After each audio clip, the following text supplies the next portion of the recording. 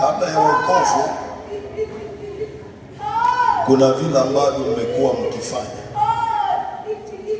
kwa ajili ya kupata msaada ama mawazo.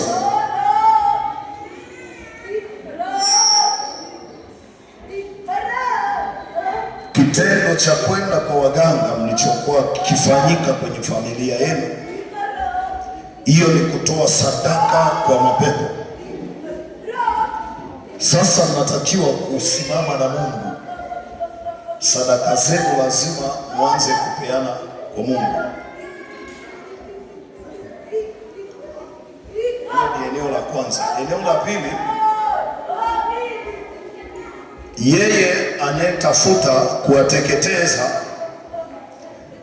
hafanyi hayo bila kuwa na gharama. Ndio maana hizo ukaona kamnyororo kanafuatilia, kwa sababu kuna gharama.